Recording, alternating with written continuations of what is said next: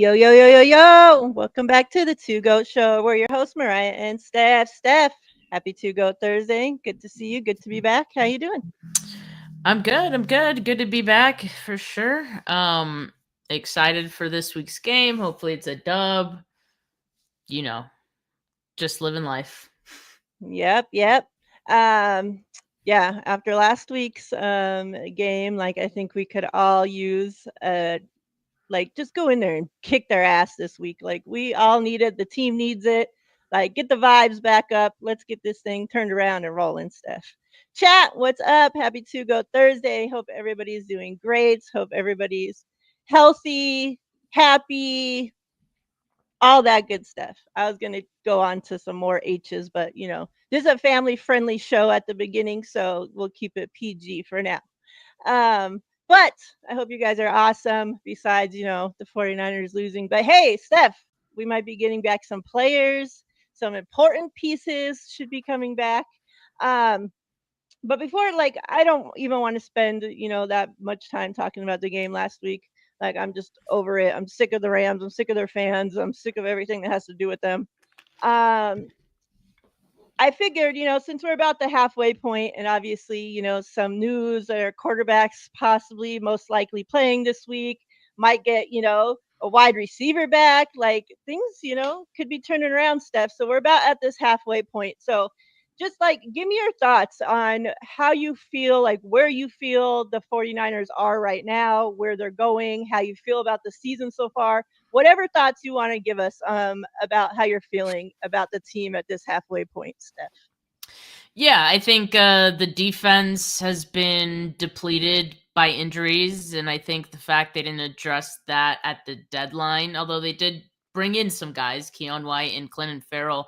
I think what you have is basically where you're just going to have to make do with it the rest of the season. The same goes with the linebacking group. Tatum Bethune has been pretty good, but it's leaving much to be desired when you compare it to what the situation was with Fred Warner, of course, right? So this defense as a whole just needs some help. And now I think the offense is finally at a point where they could, support this defense. And by that, I mean, like, they're just going to need to score points and carry this team going forward. So the return of Brock Purdy, and it seems like that is pretty much official. I mean, Kyle Shanahan mentioned it talking to Mayoko, and then also on KNBR, it sounds like he mentioned it.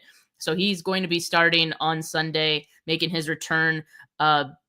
Still up in the air, I guess, for Ricky Pearsall, but it sounds like, based on everything we've heard and him practicing, and it feels like he's going to be back as well. So both of those guys being back, like, no excuses for the offense anymore. You need to get off to hot starts. I don't want any excuses. Like, they need to get points up and they need to carry this defense, because the defense is definitely going to need some help. Now, in the games in which the defense plays poorly, you can kind of see it right when the game starts. Like, it's going to be one of those games. And it did feel that way against the Rams. And so even they need to get off to a hotter start in these games and mentally just go into it like they know that there's a game happening, right? And be focused right out of the gate. I think in this game against the Cardinals, this is a winnable game, so you have to win it. Like the game against the Texans is not one I felt like the 49ers should have lost, even with as good as a defense as the Texans defense is. I still feel like the 49ers should have won that one. And so you need to be able to win the games that are winnable. And so the next 4 games for the 49ers, I would say, are winnable. And you win those 4, you're in playoff discussions once again, right? So I think that's what they need to focus on, is not this win one game and then lose the next one, which they've been doing for several weeks now. They need to focus on winning each and every game. So I think that's going to fall mostly on the offense, just getting back to their football, their brand of football now, with Brock Purdy coming back and, Kittle having come back a few weeks ago and finally get his feet under him, last week with 9 catches and a touchdown. And then you're getting Ricky Pearsall back. That's going to help this offense quite a bit because, as John Lynch said on KNBR this morning, he brings you something different. Like he's different, more talented than the other wide receivers that they have on this roster. Obviously. Yeah, like that's obvious. Right? Like he right. You got him in the first round, but I feel like some people forgot just how good and important he is to this team. And so we're gonna see that. I wonder if he's gonna be a little maybe rusty on Sunday, or Mhm. just maybe needs to get into game shape, just like George Kittle. It took him a couple games to kind of get his feet under him as well. So maybe we see that from Pearsall, but I also wouldn't be surprised if he came out of the gate too, because he looked pretty good in practice from the clips that I saw. Yeah, I agree. Hopefully, since Kittle does have a few years on Ricky, so maybe that takes a little bit more time to get your body going. Ricky P, you're a young buck, get in there, Yeah. And it's crazy that we're talking about now that Brock's probably back, and we're still questioning if Ricky's back. Yesterday at this time, I was more confident that okay, Ricky's playing for sure, and still questioning Brock, because from all reports, it sounds like Ricky's looking good, so hopefully if he does, hopefully when he comes back, you know, he can take off right where he left off. Um, I why won't this go off of here? What the hell? Freaking I eat meat. I Um blocked them. yeah, it's I saw he was on your channel, so I don't know if that was one of your people or what the hell going on No, there.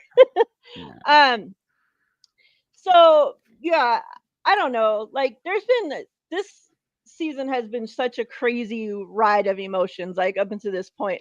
One week, I swear we're riding so high, and it's okay, they went in there, they gave us a great win, maybe we're gonna turn this shit around, we're gonna go on a winning streak, and then next week they go in there and drop a dud. And it's just fuck, we suck. Our defense is ass, and then the next week they go in there and kick ass again. So it's every week we're just up and down, literally. And it's just please, let this be the turning point. Obviously, we could all, we know that quarterback hasn't been the problem, right? But it's time for our guy to take back over. And with him also comes now we're getting weapons back. And so hopefully this team can start, like you said, Kittle's been back a couple weeks now, looking like his just old self. I swear, the guy doesn't even look like he's slowing down once he gets the ball in his hands. It's just Kittle's back out there. Um, I hope Steph's I'm tired of this up and down. Can we at least put 2-game win streak together? Can we start there? Can we get a little bit of a win streak going? Um, Now's the perfect time to do it. We got very, very winnable games coming up. So now's the time to take on the charge, guys. Steph, I'm gonna read off a player's name. I have a list of few players here. When I read off their name, remember, halfway point of the season. Um, Tell us if this player has lived up to your expectations. If they haven't, how you think this player is doing up until this point. All right. Yeah. Let's start with D Winters. It started off as him exceeding my expectations, and then it's tapered off. I do understand he's dealing with an injury right now, so some of that could be limiting him, and he maybe not as quick as he wants to be. I don't know, but that could be an issue. And then obviously losing Fred Warner is almost like the equivalent of losing Trent Williams on the offensive line. And what I mean by that is just he's kind of the glue that holds everything together, especially the things directly next to him. Yeah. So naturally I think D Winters is going to find himself having a harder time without Fred Warner, who does so much in terms of communication, in terms of just how much ground he can cover on the field, coverage, on tight ends. That's his strong suit, right? And so I think that's all hurting D Winters right now. And yeah, now it's getting to the somewhat disappointing side. I'm going to give him some time to see when this knees injury, two knees Yeah. Crazy. apparently, I know. plural, when that maybe subsides at some point, seeing if it improves. But if it doesn't, then yeah, I mean, I'm going to feel like it's more of a Fred Warner thing and that kind of stunting the growth of some of these other guys. But yeah, right now I would say it. I'm on the lower end of expectations now with D Winters. Yep, I completely agree. Trent Williams. I mean, I would say it's about what I expected, especially the slow start. You know, he had Yeah. a he had a slow start of the season, but he didn't he barely participated in training camp even when the days that he did practice. Um, you know, so it took him some time to really get going. First few weeks, feel like he gave up a lot of pressures. But I feel like he got more comfortable or he has gotten more comfortable as the season has gone on. And for someone who's what is it, 37, right? For someone who's at his age, I think this is about the season I would expect him to be. I mean, he's still a physical freak, right? Like as Yeah. far as what he's able to do out there. So yeah, I would say it's on par with my expectations. Now there is a there once we get to the end of the list, there is a reason I obviously selected these players to ask her about. Diamador Lenore. It's been, I think, a little disappointing. And that's to say that I don't watch like every snap of his to know specifically what he's responsible for Right. or what his mistakes are, but I do feel like he had a better time as a nickel than he's having so far as an outside corner, and a lot of that also has to do with the penalties, like just a lot, and some of those actually have been like kind of finicky, like questionable Yeah. calls, but some he has committed. So yeah, I think especially him coming off getting a big deal, I I was expecting a little more from him. Do you think the loss of Charvarius Ward and him becoming the number one guy has played a role into that? No, because I think Mooney Ward didn't play every game last season, and we still saw a strong season from Lenore. I think it mostly has to do with him moving to the outside, and I think maybe he just excelled more at the slot position. It's fair. Hey, Sin, good to see you. Hope you're doing well. Um, Jawan Jennings Disappointment. wasted no damn time with that one. Disappointment. Another one that talks too much and wants too much, and yeah, like the thing that I think is rubbing the fans really the wrong way is like you acted like, oh, I'm the guy, I need more money, Right. like yada yada yada, and The math ain't mathin'. It's not yeah, like like like this been your worst season since, and you like spent the entire off season trying to convince everybody how great you are, like you should have been freaking in the gym or fucking out on the field or something instead of running your mouth so damn much. Like holy shit. Um, CMC. um I don't. I'm not sure what my expectations were for McCaffrey this season. I feel like I was kind of open to a lot of different scenarios. One even including he'd get hurt again, which he hasn't. So in that regard, like he's Yeah. exceeded my expectations there. The fact that he's gone this long staying healthy, and I'll knock on wood to that. With But literally everybody else around him hurt. yeah, like which is why there's the joke that he's like harvesting everyone Yeah. else's health. Um, but yeah, I think he's gotten off to a slower start in the run game, but I do think a lot of that had to do with the run blocking being what it was early in the season. And since it's improved, you see him like getting these lanes and what he's able to do with them. And not just that, like we know that McCaffrey has an impact in all facets wherever he's needed. Like the fact that the 49ers were missing one wide receiver or the other, at like what has felt like all year, right? Um, Yeah.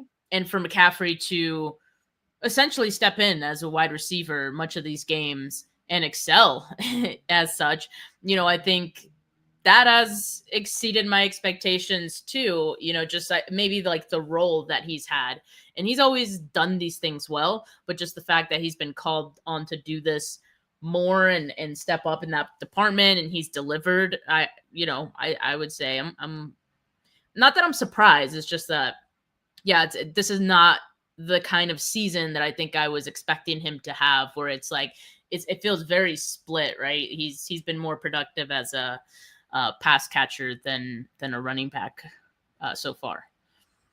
Yeah, I kind of wish that we would just like start using him more like as a pass catcher and like open up the running back duties to the other running backs that we have on the team, like can we see them do something because like they're like are looking better and better too, the same with the O line, that's getting better. All running backs are looking better so like I would just love to see CMC just be more of a pass catcher. Like that's not to say no, don't let him run the ball at all, but he doesn't need to run it 25 fucking times, when we have other running backs on the team, is all I'm saying.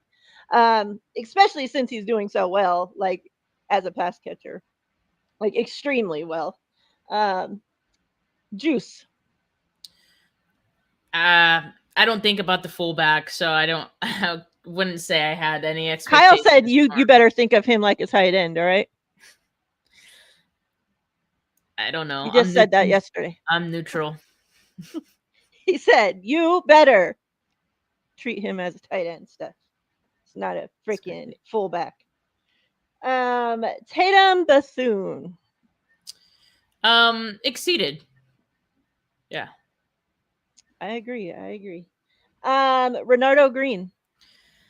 Um, it's been up and down. Like I feel like early in the season was, somewhat of a disappointment for him, but he was getting targeted a lot, and I feel like he's gotten better, in recent weeks. Um, but in the grand scheme of things, I do feel like I was expecting a bigger second year from him. So I'll go and lean slightly as a disappointment, but I think there's still room for him to turn the season around. Yeah, I agree. I as well was expecting, and I feel like it's like a pattern almost. Like, um, Jair Brown had a great first season, and then we all go into second year thinking, oh, he's going to be great, and it's like a disappointment. Like Renardo Green. Who was I thinking of earlier? I don't know. There was another young player earlier that I was thinking of too that had a great season and was kind of been a disappointment when I was making this list, but I didn't put him on the list. If I think of it, maybe I don't know Mustafa kind of, but he's the next person. But I just want you to group Mustafa, Jair Brown, the entire whole safety freaking crew. Talk to me about them stuff. Uh, my expectations were not good on the safety group, which is why Mm-hmm. I thought that they should have addressed it a little bit better. I wanted them to get a veteran in free agency. I don't know if you remember this. The safety group worried me. Mm-hmm. Yeah. The depth, especially early in the season or in the off season, they had some injuries there, and they still didn't address it. So I was like, okay, like they must feel really good about Malik Mustafa. I mean, not Malik Mustafa. Marquez Siegel. They must feel really good about Siegel. If they feel good about him starting in week one, and I mean, I think there's some good things about Siegel's game. I think ultimately he's going to round out into being a good player, but the coverage thing, like that's not his thing. That's the other thing with the safety group that I have an issue with. Their skill sets overlap so much. Like, and even when they had Hufunga, they're all like downhill guys. Like, none of them are like true coverage safeties, right? Yeah. So you're finding these guys as your last line of defense, and sometimes when things are targeted in their area, they're like nowhere to be found, or they're not playing the ball very well. So they're lacking in that. So I would say it's met my expectations, because my expectations were not very high to begin with. Fair, fair. Um, okay, so yeah, I had brought up these names because every day I swear that I open social media, like the faithful are going crazy. Whether What it's else is like new? extremely high on these players or extremely low on these players, these group of names like are just everywhere. So I just thought, it would be cool just to get your thoughts on it, see where your thoughts are compared to where the faithful's thoughts are, because some can take shit to the extreme sometimes. And it's like, especially for safeties, cornerbacks, like they could have a great game. They make one bad play, and that's all you're gonna see on social media is, oh, their ass, they gave up this, especially if it's a touchdown. God forbid they gave out a touchdown. They could have been shut down the rest of the game. But you give up touchdown, like their ass, like get them off the team. They want to, and like the safeties like have been getting dragged through the freaking mud. Diameter Lenore, Green, like they've all been. And the thing too, Steph, is that in every defensive player that plays safety or quarterback will tell you that when they have a pass rush, it makes their job a hell of a lot easier, right? Um, Guess what? We don't have no fucking pass rush, Steph. Like we Right. have Yeah. literally nothing. So like when a guy has to cover somebody for freaking 5, 6, 7, 13 seconds, like it's a little hard to be locked down when you have to cover them that long. When compared to when you have a Nick Bosa getting home or a Huff getting home in freaking 2 seconds, and we only got the back end only has to cover their freaking wide receivers for 2 seconds. It's a lot easier to be shut down. Right. So it's like a bunch of things, obviously, and like you said, well, even when you're talking about the corners, like we don't know what they're supposed to be doing on every single play, nor are we watching them on every single play when the ball's not going their direction, right? So um, it's kind of hard to judge them like that, but some of it's warranted. I think some of them. I noticed like the select group that obviously they just drag the same players over and over and over. Like they could go out there and be the best player on the field. They're gonna find some way to drag them through the mud just because that's what they're pushing right now. So Yeah. It fits the um, narrative. exactly. Now Sin had brought this up because Bebop had said like he was kind of disappointed that they didn't get Sauce Garner or obviously somebody at Hmm. the trade deadline. So Sin said, follow up on Bebop's comments. Do you think the 49ers surrendered by not making a trade by the deadline? What are your thoughts? I don't know if I feel like they surrendered. I think there are a lot of factors that play into it, and I think one of them was the fact that they weren't wanting to give up as much as these teams wanted. I mean, for Jermaine Johnson, the Jets wanted a second. Like, Yeah. I'm okay with the 49ers not having done that. And I'm also okay because if you look at how many picks the 49ers have for the 2026 draft, it's not that much. It's really not. They have a lot of fourths, but that's about it. They don't have a fifth, um, sixth or seventh, I think. So I mean, it's not great. And so if you are going to give up another pick from a very limited amount of picks that you have, I mean, you have to feel without a doubt that it's going to be worth it and that it's going to pay dividends. And I think also, when you look at this roster, I think we know that it's not we know this roster isn't one defensive player away from a Super Right. Bowl. Like we know that. I think in my mind, like I wanted them to make a move. One, just because I'm a fan and like it's exciting when they make a move at the deadline. Selfishly, but also I think that maybe it could help in making a stop, because sometimes like in a game, like that's all you need. You just need one player who can make like a game changing Yeah. play, one stop. So I don't know, but I think they know that with the defense being what it is, if the defense actually plays well that day, they could actually beat some teams, right? Like, Yeah. and when we're looking at these next 4 games, this defense, when it's playing well, could beat all of these teams. I feel like there's a few examples of this defense playing well, like against the Giants, against the Falcons, like, and they surprised us, right? So I think they have that in them.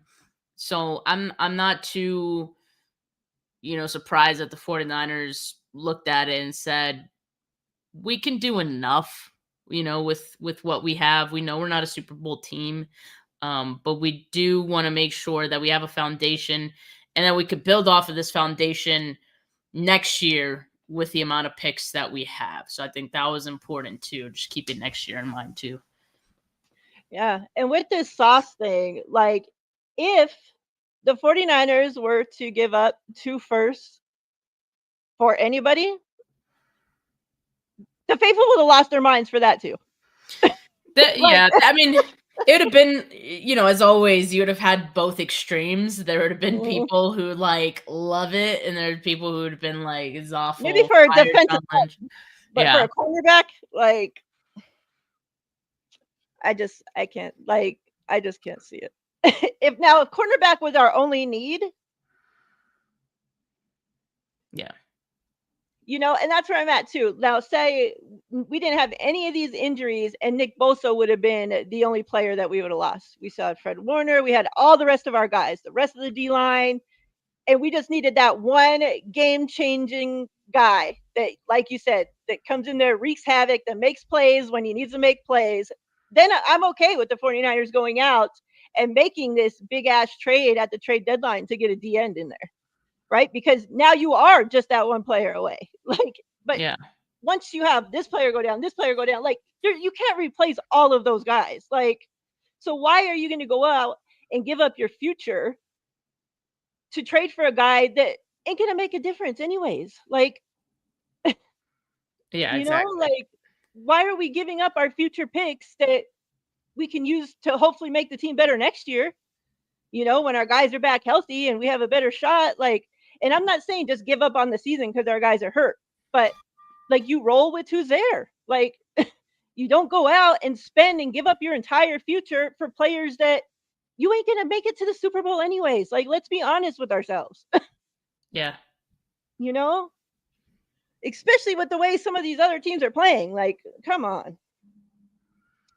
I don't know. Like, I'm okay. Like, obviously, like Steph said, like, you want them, right? You want your team to be the team getting all these fancy players, like the Eagles continue to get fancy player, big name player, this guy, players, needs, filling up all these, like, making all these fucking moves. Like, they never stop. And it's just like, how do you guys keep getting all these guys? Like, you want your team doing that, like filling up all your needs and shit, but like you don't want them to be stupid either. Like so many teams, like, go out and trade for guys and then they spend all these picks and the guy comes to their team and just total fucking ass, and now you gave up all these picks for what? right. So I'm okay with it. Because like I'm not thinking that we're winning the Super Bowl this year, you guys. I'm not like I'm being honest. I'm not thinking we're winning the Super Bowl this year. So like please don't go out and like stop us from having chances to win it next year and the following year, like we need to get this team better. And I think it was, who was it? Somebody had said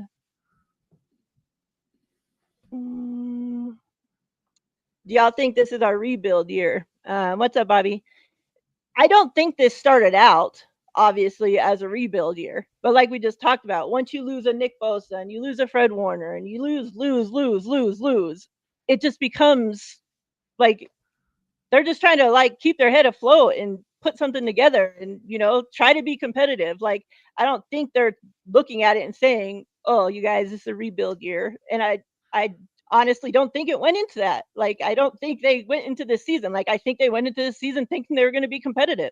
Like, you just paid Brock Purdy all this money. Like, you just re-signed extended free Fred Warner, extended George Kittle. Like, you're not spending all this money thinking that this is a rebuild year. I don't think that. Yeah, and they would have been competitive, and let's just say no one got hurt. Like, Bosa's out there still, Fred's out there. What we would be talking about this team, it would be potentially Super Bowl. Like, Yeah, even with all the injuries, we're still saying, "Hey, like you win the next four, you're at 10 wins, and you can sneak into the yeah. playoffs." Imagine how many more wins it could have been in these last few weeks with those guys on the field. I mean, that would have been a different story, right? Mhm. But yeah, you're not fighting for much this time. It's just like whatever you could get out of this year feels like a bonus. And, honestly, this team has surprised us with that so far. So let's just see if this team could surprise us again. I think at this point it's just if they can, great. If not, okay, we'll look towards next year. Exactly. And yeah, like why raise draft picks when you know they'll be in the hunt or when they're being hurt in 2 weeks? Like, you're giving up two firsts for Deion Sanders, not for Sauce Gardner. Like I'm with all of you guys on this completely. So yeah. All right, let's look forward. Well, let's talk obviously about we haven't even talked about Brock Purdy. You had just said Kyle said today that what were his words? He's most likely going to start. It's No, looking he good. He's said going to he's start. Or he's starting. He's starting. he's starting, and Ricky Pearsall is too. All right. So we get Slick Rick They're back, back. Brock Purdy back. There were some big names, obviously, that spoke this week. Steph. Who? Tom Brady, Richard Sherman, Dan Orlovsky. I don't know if you think he's a big name, but he's out there. All under the, all talking about the same that you stay with the hot hand in Mac Jones. You don't turn it over to Brock Purdy. Obviously, Tom Brady. We know if you know anything about Tom Brady, you know why he's saying that because New England stayed with the hot hand, and that's how he continued to have a job. Or else, who knows where he would be. And Richard Sherman also, I know he's respected in the faithful right now. Also said, he thinks they should stay with the hot hand. Kyle, John, they're not feeling so much that way, Steph. Obviously, both have made it clear all the way up until from the time Brock got hurt until today, have made it clear that this is Brock Purdy's team. When he's healthy and able to take over, he's taking over. Do you think, Steph, that this is the right move? And I think a lot has been talked about of how like the differences and like how Mac makes this team better. Why don't you talk to us in your answer and let us know, are there any advantages? Like, do you think there's advantages to having Brock Purdy start over Mac? Yeah, I think Brock Purdy is looking to push the ball downfield more than Mac has in the times that he has started. I think Mac is playing a very safe sort of football right now, and safe is good if you're the backup, like. And I think that's why we've appreciated it so much, and why we're like, oh, like he doesn't turn the ball over, and he has a couple times, but it's like I think he's just wanting to be careful with it. There has been times where he's had opportunities at deep shots and, he elects not to take them. And I think a lot of that just has to do with him wanting to be safe with the ball and be safe in how he's operating this offense, which gives him a high floor, and so I think the Brock thing, he's a little more mobile, but I also argue that, Mac Jones, what he's doing is getting the ball out so quickly. It doesn't matter that he isn't or hasn't mattered that he's not very mobile. So he's helped himself out in that regard. I think, I don't know. There's just something about Brock that he does have when he's out there that makes you feel like he could do more than what Mac is bringing you. Again, I wanting to push the ball downfield as long as he takes care of the football. I think that's Yeah. the biggest thing for Brock. In the last year and even week 4, like he hasn't taken care of the football as much as he did in 2023 and as much as we would like. So I feel like that's one aspect that could get better. But if he gets back to being a little safer with the ball himself, I'm fine with Purdy playing. And here's the thing, like, if we feel like Mac is playing similarly to Brock, hey, that's great. Like there wasn't that big of a drop off from your backup to your starter. But guess what? One of them is getting paid to start. So, yeah, I Yeah. mean, of course, when Brock Purdy is healthy, he's going to be the one that takes over as the starter. I just feel like that's the one thing that people weren't considering, the national media is not considering when they say there's a quarterback controversy. If both things were equal and they were getting paid about the same amount or something like that, like maybe it's a different conversation and you just roll with who you have out there because you don't want to Hmm. change too much. What people call the hot hand, right? I feel like this is all getting weird because, like, Mac is playing well. He is. But he's not playing that much Right. or not that much better than what Brock Purdy was.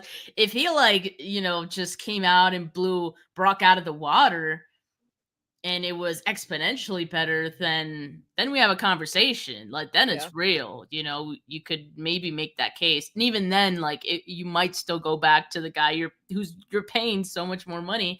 But, it's not that. It's just that Brock, I mean, there was no drop off, and that's fine and that's great. Yeah, I've appreciated that. Yeah. But yeah, definitely not really enough to warrant Mac Jones continuing to start over Brock Purdy. Yeah. And if this was a situation to where Brock Purdy was our vet, he'd been our starter, and the 49ers drafted Mac Jones in the first round this past draft, and now he came in and started for the injured Brock, and now you're rolling with the hot hand, that makes more sense. Like, you're rolling with the guy that you drafted to be your future, who's now come in and is looking better or as up to the guy that you obviously drafted him to replace eventually. So yeah, you continue to roll with him. Like, that's your future. But that ain't the case. Like, we brought in Mac to be a backup. Like, and as Hmm. well as he's playing, thank goodness. Like, he's kept Yeah. us afloat, like, that's what you want from your backup. Like, you couldn't ask anything more from what Mac Jones, like, than what he's done, and I appreciate it. But, like, at the end of the day, whether we like him or not, no matter how we feel personally about Brock Purdy, this is Brock Purdy's team. Like, they just paid him to be the quarterback of this team. Literally, just paid him. Yeah. You're not going to fucking ride him on the bench the season that you freaking paid him. Like, you know how crazy people talk about Kyle and John for spending 2 draft fucking first round 3, whatever you want to fucking call it, on Trey Lance and not giving him the time, not developing him, like all that. Like, you know how much more crazy they'll talk about him if they paid this fucking quarterback and they'll sit him on the bench? Like, that's fireable. Like, you get fired for that shit. And people just act like, oh, no big deal. Just, yeah. Like, Right. what are we talking about? That's what I'm saying. Like the national media, the talking heads don't take that into account. Like they're just, I don't know, because they're not there thinking about roster politics. They're not thinking about making business decisions for the Yeah. team. I mean, they're just thinking about what's happening on the field. But there's just so much more other context that needs to be considered. And I think that's what the 49ers are doing here. Yeah. It's easy for them and us to all make these decisions when our job and our future and our livelihood ain't tied to it. Like, it's so simple for us to make the decisions, but, like, come on. I just think it's kind of crazy. But, like, hey, I mean, time will tell, right? Like, let Brock come in here, see what he does. He got his wide receiver back. Like, no excuses, right? Get in there and take over. Like, it's your team, do it. Let's talk about Brandon Ayuk. Obviously, John Lynch asked about him again every week. They asked him kind of about if John Lynch thinks that this is like a red shirt season for BA, and if, like, pretty much, like, asking him, like, are we going to see him on the field, or you guys are just planning to keep him out the rest of the season, like, Mm-hmm. And John Lynch said that's not the intention. The intention is to get Brandon back. We're not there yet, so we'll continue to have him excel with his rehab. We just have to get him to a place where we are comfortable to open the window and see if he can make it back on the field. I feel like a lot of people expect, like, I understand fans are tired of hearing about it. Like, I'm to the point too. Like, do we need to ask every single week? Just let us know when you're opening the window and we go from there. Well, Like, but part of the reason that people are asking was because Kyle Shanahan himself said that like we should be opening it up soon or something like that. Like he because Kyle just and they talks out of keep his ass. but that's what I'm saying. Like people are going to hold him to that and continue to ask because he set himself up for that. Okay, but here's my thing is that with that brings fans getting frustrated, and they ain't getting frustrated with the 49ers or with how the 49ers are handling the situation, or frustrated at Kyle for sitting up there and opening his fucking big ass mouth about Brandon Ayuk's window. Like, no, they're getting pissed off at Brandon Ayuk. Trade this motherfucker. He don't want to play. He got paid and just sitting his ass there. He don't want to be out there. Like, I feel like fans just think, like, are forgetting that like, they just think this was just a normal ACL tear and the guy should have already been out there by now. Right. The guy tore 3 fucking ligaments in his knee. Like the ACL, the MCL, and the meniscus. 3. Mm-hmm. Most athletes tear 1 and come back in a year or so. Like, and the position he plays, he's a wide receiver. He has to have speed. He has to be able to cut. He's one of the best route runners in the NFL. Like, you have to be able to do that shit. You have to be able to stop, start, cut, move, like in and out of breaks. Like, do we not think about any of that? Like, a typical time frame for those 3 injuries is fucking 12 to 18 months. We haven't even made it to the 13th month point. 12 to 18 months. But he's a piece of shit and doesn't want to be out there playing and got paid. And like, I just think like it's so much unnecessary hate that's being brought onto the guy I that's just trying mean, to fucking rehab. Like, you but don't think he wants to that's be out there? that's 49er fans though. Ricky Pearsall was getting hate, for missing 6 weeks, right? It's like, and I mean, we do have to consider that a lot of the frustration and general feeling towards Brandon Ayuk came from the contract talks. A lot of people have not let that go because as soon as he got that deal, a few weeks later, he got hurt. Not to say that it's Brandon Ayuk's fault he got hurt, right? Like he couldn't help that, but I mean, this is very like the way that fans think, right or wrong. I'm just saying this is how they think. Is like, what have you done for me lately? And Yeah. for 49er fans, they don't feel like Brandon Ayuk has done anything for them lately. A lot of them didn't think he even deserved to get paid what he was asking for and what he eventually got paid in the first place, right? To have been worth all of that drama. So, it's just the compounding feelings that people have towards Brandon Ayuk. And unfortunately, yes, you're right. People are gonna start hate. I mean, not even start. They've been hating on him. And for anyone who's, speaking badly on him every single week that he's not out there, they were doing it long before this injury. You know what I mean? But also, I'll just continue to say it. It's also the 49ers have a huge hand in this, and they contribute Yeah. to Brandon Ayuk looking bad because they themselves put ridiculous. I don't want to say they gave a timeline because they really haven't given the timeline, but they have given us like a a general idea. Like, Like, they keep putting out hope. Like, there's like a yeah, hope that's what I'm floating, saying. like, They started off saying week 6, Kyle Shanahan did. Then it which moved was to week stupid. 10. And then, we're in week 11 now and his practice window still hasn't been open. So whose fault is that?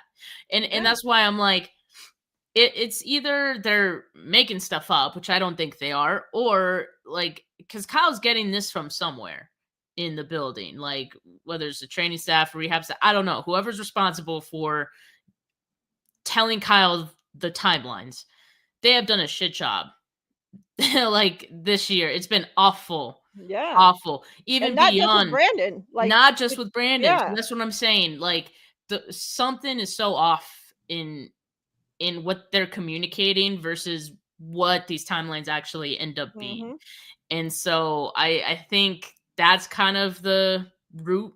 But yes, unfortunately, I mean, it is going to fall on the players looking badly and looking like they can't get healthy. What's wrong with this guy? So yeah, it's been awful, but I I don't Cowling. yeah, I don't even get us started with Cowing, man. I mean, same thing. He was supposed to come back week 6. And then we didn't hear about him like ever again. We don't And hear like they act like he's not even on the team. Like yeah, people just stopped well, asking about him. But one of yeah. the Nats, I think it was Barrows. I think it was Barrows who said that like anytime Cowing has like felt like he's somewhat close to getting back and he starts hitting Jacob Cowing's speeds, that he He re-aggravates pulls the that hammy. hamstring Yeah. again. I think they said he had like 6 or some crazy amount of hamstrings since the beginning of the season. His hamstring might be cooked. It's That like might how be the a hell is Cowing that? issue. That might be a Cowing issue because he had hamstring issues. I want to say even in college, he definitely had injury issues in college. So And then you're a speed that's guy. a whole nother Like, thing. Yeah, yeah, I don't know if we ever see Cowling, honestly. Like, I almost started to forget like he was even on the team for a while because like it's like yeah. literally nothing. Like No like I contribution. just No like the waiting for a complete contribution. opposite of the Brandon Ayuk situation. Like they can't stop asking about him, and yet they forget Cowling's even on the fucking team. It's like what the hell's going on? But yeah, like chat obviously they feel the same way about the Brandon Ayuk situation. Like yeah, like doctors even came out and told us that Brandon's Ayuk knee was like a grenade went off in there, and we're expecting the guy going to be out there like, and too. Like they keep releasing, and I don't know if this is the media. Like I didn't see like where these videos, but remember, like every so often, and we even talked about one of the videos, and you said by the look of that video, he ain't coming back anytime soon.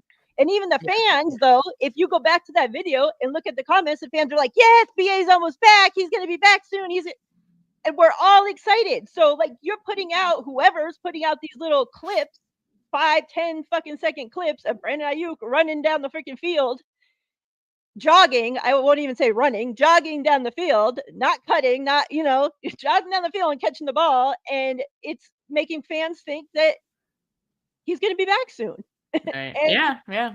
But that, yeah, it was the videos along with what things Kyle Shanahan was saying, along with things even John Lynch was saying. How many yeah, weeks, for how long now, like months now, have they said he's getting closer? Like, and yes, like technically he's getting closer, but you hear that word and it gives you the sense, your perception of close is like, I don't know, close, yeah, like within weeks maybe, yeah. which Like means you're you opening the maybe window. have exactly. So that's what I'm saying. So they're contributing to the problem by how they've been communicating about this. And I mean, I'm glad, I guess, that John Lynch was asked about whether he would just miss the whole season, and maybe that helps clear things up a little bit. Maybe that makes them think twice about how they talk about Brandon Ayuk and him potentially coming back. I mean, they're in a tough spot because I don't know what else they're supposed to say either. Yeah. If you don't really have an update, maybe just say like Just there stop isn't fucking really an update. asking. I'll let you know when there's an update. Shit. Oh my Like god. people get pissed off at the way Kyle answers sometimes, but man, I would be some of those questions and the people asking them, like it's just so freaking annoying. It's just like I would be like freaking Tomlin and the Steelers, like Yeah. fucking stupid question. Get up. He just walks out in the middle of the freaking shit. Like um yeah, this and that, even that, like them putting out that video, yeah, like, oh, we think it's great, they're helping the community, whatever they're freaking doing, right? But like that brought so much unnecessary hate. Like if you go look at that video, it's like, oh, you couldn't write these jokes any better. Like the 49ers can't keep their wide receivers out on the field, so they have to get jobs at the fucking coffee Yeah, I place. know. You know, I like read that. I mean, it was just so typical. Like I didn't even have to open the comments, but yeah, you knew what it like was gonna I say. knew, I just knew it was Like you're those setting these poor guys guys. up, and it's just like, oh my god. Like, At least hate. Ricky is coming back this week though, Yeah, because but otherwise, Cowing, like he probably will be working there soon. Like go there in the off season, and you'll see Jacob there. oh man, All right, Steph, let's talk about this game real quick in the last couple minutes here. Um, talk to me. How you feeling? Obviously, no, we talked a lot about the little squirrel rat raccoon last time, and that mofo, I don't care what Cardinals are saying. Now that motherfucker got benched because might have, might have. they were all talking about him coming back. Kyler was practicing all this shit, and now you got the backup going in there and playing way better than Kyler. Like They're Marvin still Harrison losing Jr. couldn't though. even. They're still Yeah, losing. but still, Marvin Harrison Jr. couldn't even get a catch when Kyler was fucking playing, and now all of a sudden he had 2 games lights out with freaking this backup. Senior is putting out, like, went to the fucking team and told them like that I don't want my fucking son playing with that quarterback. That's probably why Kyler got benched. Like that's a fucking mess there. So they got no starting quarterback, which I mean, listen, Steph, we've lost to Arizona with the backup quarterback. I can't remember how many times. Too many. Way too many. No wide receivers. It's gonna be the what's his name? Trey McBride, is that his name? The Trey Trey McBride McBride. show. Like, because who else you got?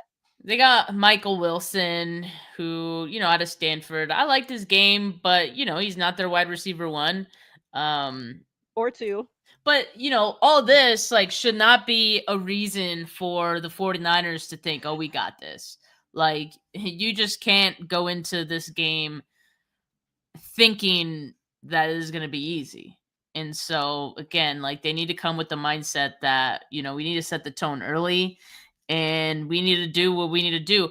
And even with the injuries at wide receiver, don't think that Trey McBride is not capable of having like a 200-yard, 20 target. I'm exaggerating, but you know what I mean? Like he could have that kind of day with guys missing and they'll just run the entire offense through him. Mm-hmm. Don't think that they can't get a run game going, even though they're missing 2 running backs and have been most of the season. Like, that's what I'm saying. The 49ers can't overlook the Cardinals just because every divisional game is going to be hard fought and, these teams know each other really well. So they can come out and surprise you. And you're also playing on the road. So, yeah, the 49ers need to be focused and continue on with a good game plan here.